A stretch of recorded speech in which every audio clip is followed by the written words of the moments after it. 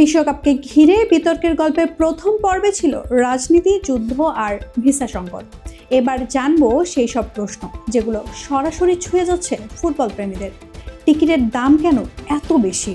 48 দলের নতুন ফরম্যাট নিয়ে আপত্তি কোথায়? আর কেন এই বিশ্বকাপকে ইতিহাসের সবচেয়ে পরিবেশ বিধ্বংসী আসরগুলোর একটি বলা হচ্ছে? এবার ফিফা ব্যবহার করছে ডায়নামিক প্রাইসিং, অর্থাৎ চাহিদা বাড়লেই বাড়বে টিকিটের দাম।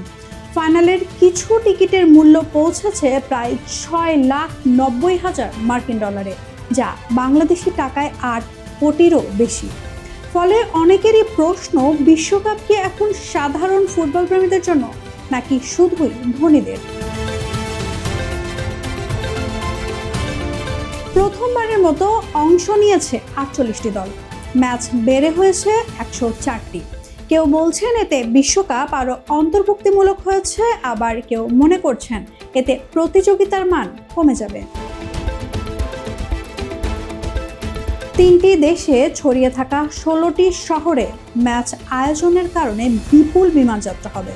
গবেষকদের মতে এই বিশ্বকাপ থেকে প্রায় 90 লাখ টনের বেশি কার্বন নিঃসরণ হতে পারে। ফলে এটিকে ইতিহাসের সবচেয়ে পরিবেশ বিধ্বংসী বিশ্বকাপগুলোর একটি বলেও মনে করছেন বিশেষজ্ঞরা। ফুটবলের সবচেয়ে বড় আসরকে ঘিরে বিতর্ক নতুন নয়, তবে 2026 বিশ্বকাপ দেখিয়ে দিয়েছে এখন বিশ্বকাপ শুধু মাঠের লড়াই নয়, এর সঙ্গে জড়িয়ে আছে রাজনীতি, অর্থনীতি, ব্যবসা, পরিবেশ আর বৈশ্বিক বাস্তবতা। এখন দেখার বিষয় শেষ পর্যন্ত মাঠের ফুটবল কি মাঠের বাইরের সব বিতর্ককে ছাপিয়ে যেতে পারে।